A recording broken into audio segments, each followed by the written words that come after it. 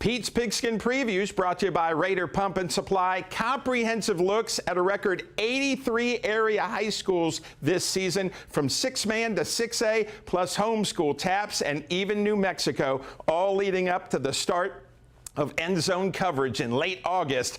Time to preview another school. First, remind everybody how Lubbock Christian finished last year. Yes, sir. We were district champs, finished 10-2. And heartbreaking loss in the state semifinals to Dallas Christian, who went on to win the state championship. What's the attitude coming into this year? I think there's just gratefulness. You know, I love our team, love our staff, great locker room chemistry, and there's that level of opportunity that we're excited to go see if we can go and chase it. What's the strength of the team? Yeah, I think that's a great question. I think that's still to be determined. I think we'll play smart football.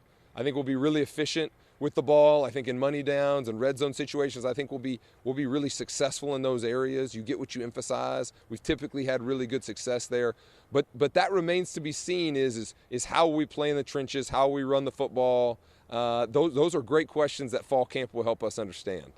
How will the Lubbock Christian Eagles look on the field in 2025? Yeah, I think hopefully you'll see a team that plays extremely hard. We want to play with effort that cannot be questioned. We want to be the epitome of Colossians 3:23. You know, whatever you do, work at it with all your heart, as working for the Lord, not for man. And we don't just want that to be something that's put on a T-shirt or on a wall. We want to be the embodiment of it. You know, we're the example, we're the hands and feet to so many little ones that walk these halls. And if we're going to put something on our chest that says Christian, we want it to matter. And so we want to play in a way that represents the King. We want there to be a drive and a passion to what we do. We're going to play the right way, but at the end of the day, you know, we're playing for keeps. And if they're going to keep score, we're going to try to end up with the most points, that's for sure.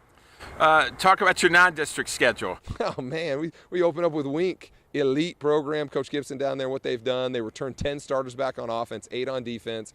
It's a top 10 game of the week for Dave Campbell's Texas football. It's an unbelievable competition. Last year we snuck one out on them. Now we go into the Lions Den down there in Wink, Texas. That will be very difficult.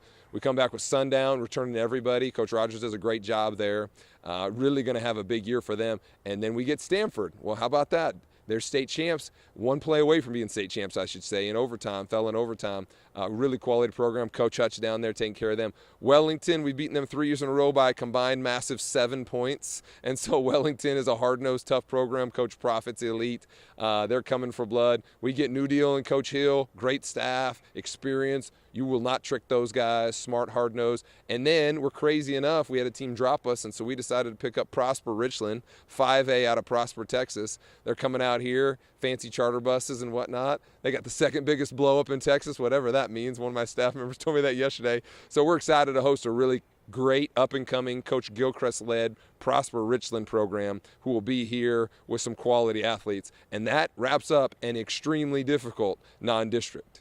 And hopefully that prepares you. Your thoughts on how the TAPS district looks this year? I think Lake Country is going to be really strong, bringing everybody back. Colleyville Covenant has a tremendous pedigree. New coach coming in from Hyde Park, great team. We've got Pantego and Willow Park. Willow Park, new coaching staff coming in. Coach Campbell is at Friendship. And then Pantego, some Arlington High coaches, tough, hard-nosed team. They're going to smash mouth, run the football. They led the state in rushing last year. It's an exciting district where the beauty of high school football, you play a different offense and a different defense every week. You got to be on your toes, and that's a fun part of being the coach at Lubbock Christian for sure. Coach, you're starting your 10th year out here. What can you say about Lubbock Christian? Well, it's a special place. You know, I've been saying this since 2016. I always say it's a great time to be an Eagle.